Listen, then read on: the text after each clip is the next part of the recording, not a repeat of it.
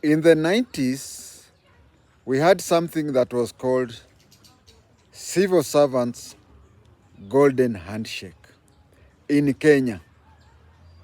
Now, for you to understand the golden handshake in Kenya, you have to go back to what caused the golden handshake.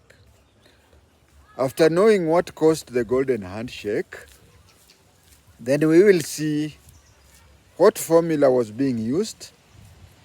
After we have seen the formula that was being used, then we will have the after effect of the golden handshake.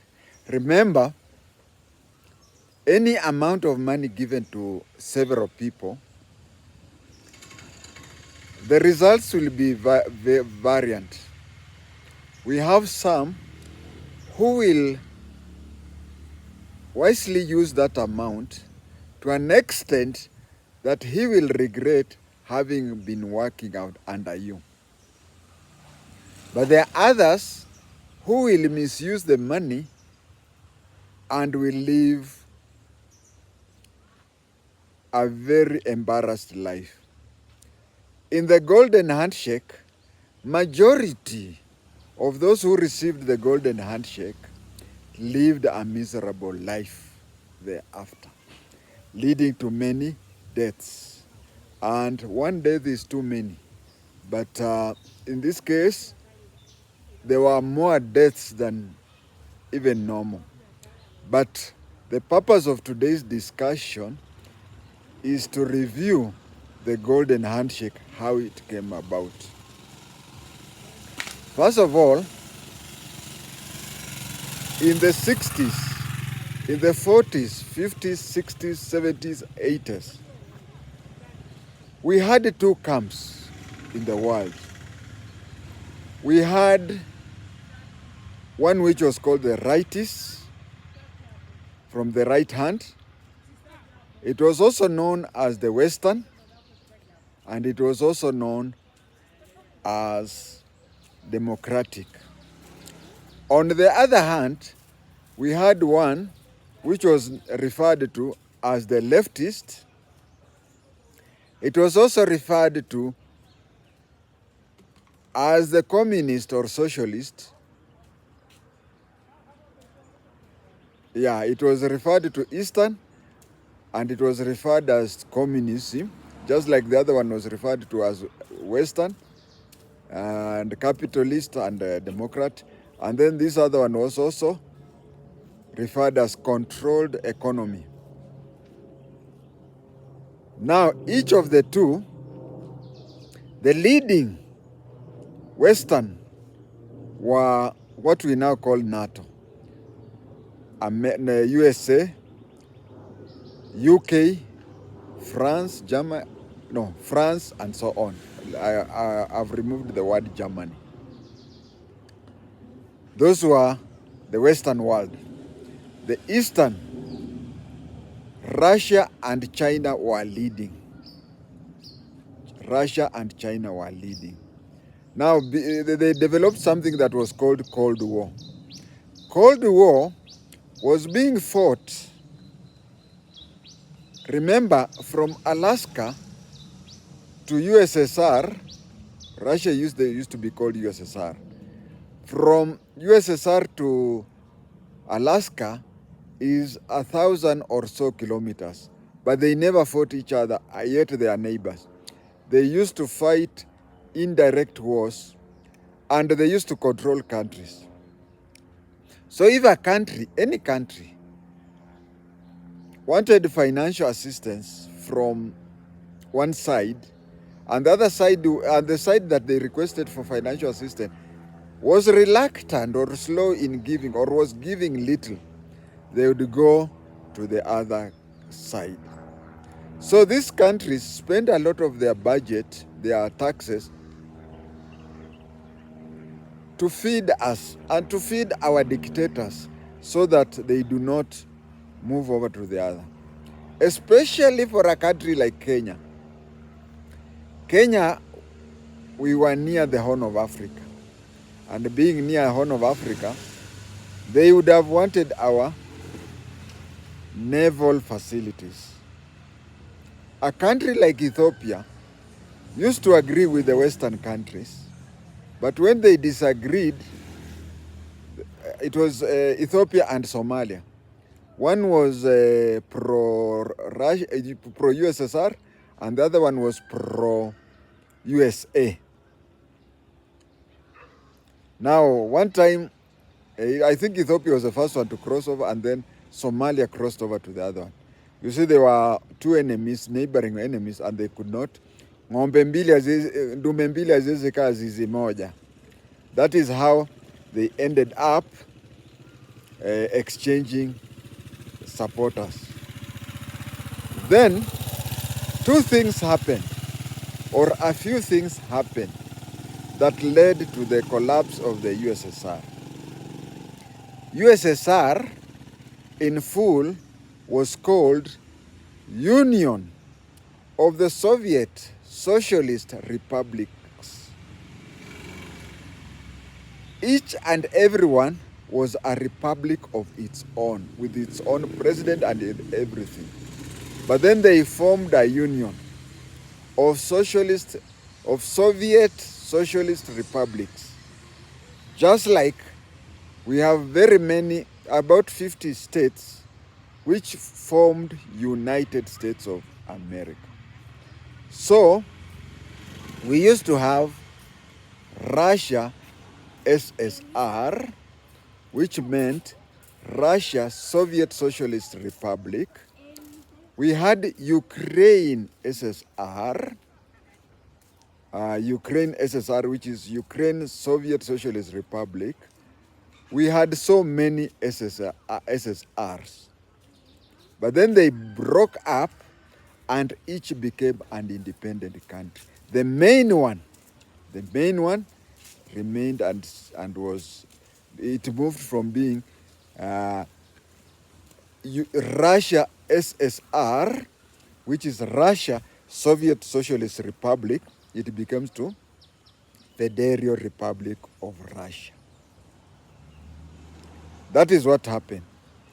Now, when it happened, one day I'll talk about it extensively. When that one happened, Russia was very weak and the Western world was very strong. And again, some of these, USSR was the only country that occupied, which was larger than a continent. It occupied a large section of Asian continent, and it occupied a large section of European continent. So there are things that happened, and I want you to understand. There are things that happened. You see, priority came. These former Soviet Socialist republics, which especially those which were Estonia, these were European countries. Now, telling a European, unajua blood is thicker than water.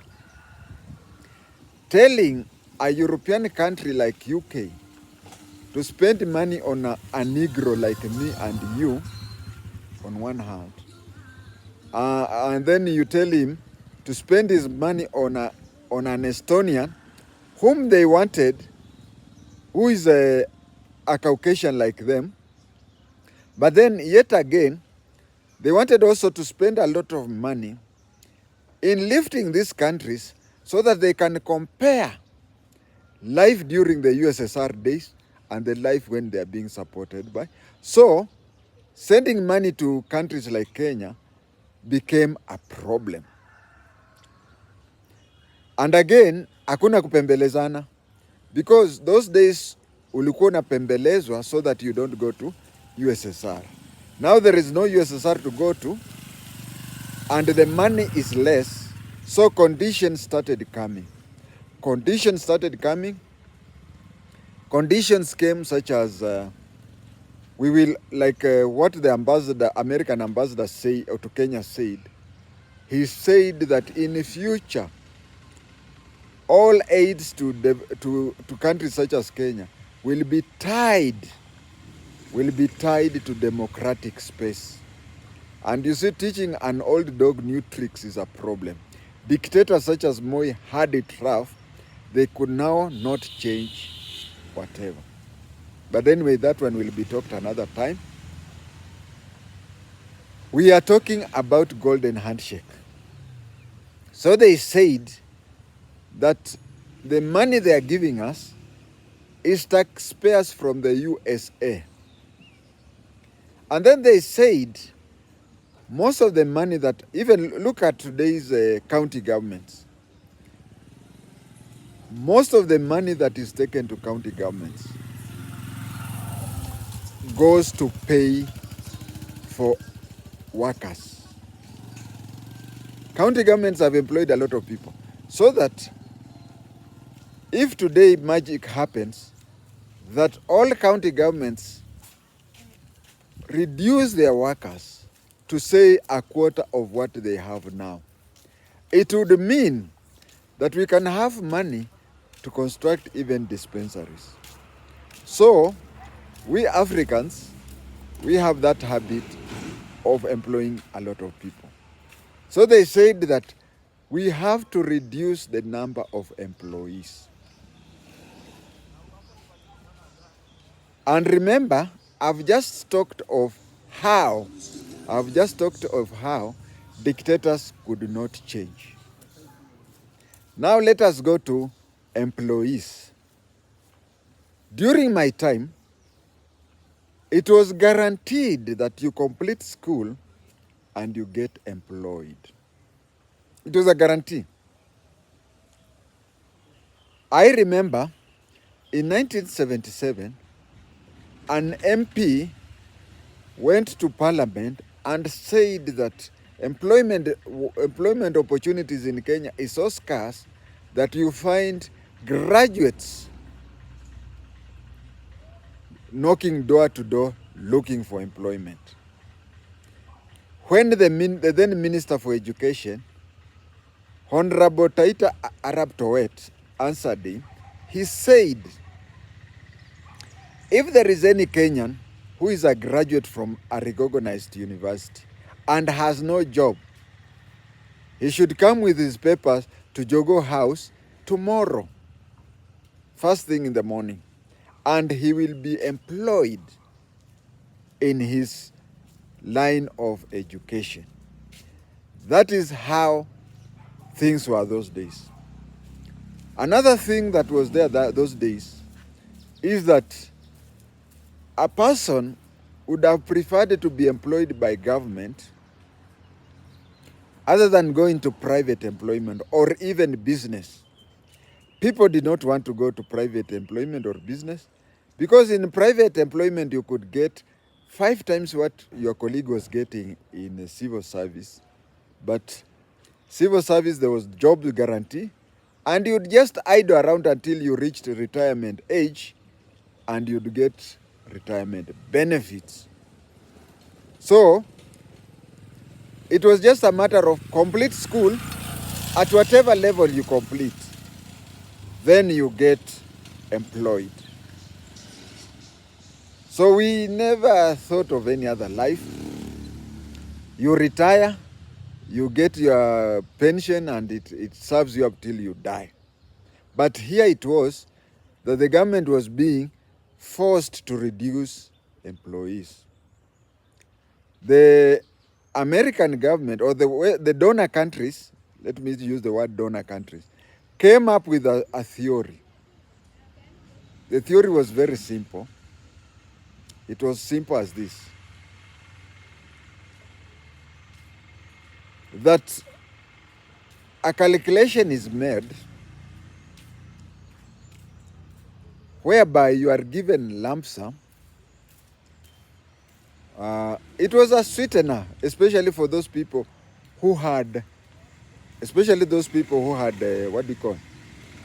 business minded. Because as I tell you, a handful of them got that lump sum and went and became overrich. But over 80% regretted. Remember, first of all, they had that mindset that they will work and then retire and then be now you are being given a lot of money. You don't go to work. There is even cases where somebody they were being called rich treatment and golden handshake. We had cases where someone does not even tell his wife. And you see, he has been given a lot of money. So in the morning, he would wake up the way he used to wake up, go, roam around town, come in the evening. The wife would see that there was no time, the rent was delaying or anything. So there was a lot of challenges. And it was calculated this way. It is something that if today, if that idea is sold to any civil servant today, I can tell you, 90% of them would opt out. They calculated your salary from today to the time you would retire. No, let me correct myself. No, it was not that way. What they did, I correct myself, is that they counted the number of years you have served. You know, when retirement benefit is being calculated, it's calculated with the number of years you have served. I correct myself. First of all, they calculated the number of years you have served. Then they say, supposing you are to retire today on medical grounds. So they calculated that way. It's the number of years you have served, they calculated A, B, C, D, and whatever. Then on it, they added what was called golden handshake. Now, golden handshake was flat. If you are on the lower job group or you are in the higher job group, there was just a fixed amount. I can't recall it. Let's take, if I say 1 million, to somebody of today would think that is a very little money. But at that time, 1990, 1991, 1992, 1993, 1994, that was a lot of money. So they calculate what you are entitled to. They calculate what you are entitled to, and then there is that handshake, golden handshake, lump sum. That was to reduce, to make us have a fraction of the employees that we had. Then these people, what they did, after getting that, with no, you know, especially people who, men, let me talk of men, especially men who'd take alcohol and or are womanizers. Now it becomes worse if you are having the two. They went on to a spending spree. But after that, the house need rent, you need food, you need anything. They ended up at home poorer than their colleagues who never went to look for jobs. Then from there, plus, especially where I come from, they have this habit, especially these people who never left home, stayed at home all those years. Say, look at him. See, alikuwa anafanya kazi Mombasa. And he used to drive, he used to do what, and now look at the type of terrible. Then these people came out and went back to towns. There is a case I handled in 1999. A friend of mine approached me. His father was among those people. His father was among those people who had gone home for a handshake. Actually, I was passing near that compound. Then I remembered I have to talk about handshake. He went, was employed as a watchman. Somebody who had his own office, somebody who had whatever. But he had a medical problem. He had a medical problem. But you see, there's no other job he could do, so he was employed as a watchman. When he was employed as a watchman, with that coldness and whatever, one day they woke up and, askari fungua mlango, askari fungua mlango. He had already died at night because of the cold weather. Now, there is even another one. Most of them became watchmen. There is even another case of one who was employed as a watchman elsewhere, and his children bought him very heavy coats and whatever. So he went to sleep, and in the following morning he was being woken by the people from the plot. Vehicles had been stolen. So the police wanted to jail him, but the owners of the vehicle forgave him, said that mzee kama huyu akienda jela atakufia huko. It is just obvious that somebody had noticed that whenever he came, even before other people had slept, he had already slept. And he was forgiven and went back to the terrible life at home. Younger people, with that I think you have now known about the golden handshake that occurred in the early 90s to the mid 90s. Thank you for watching my videos.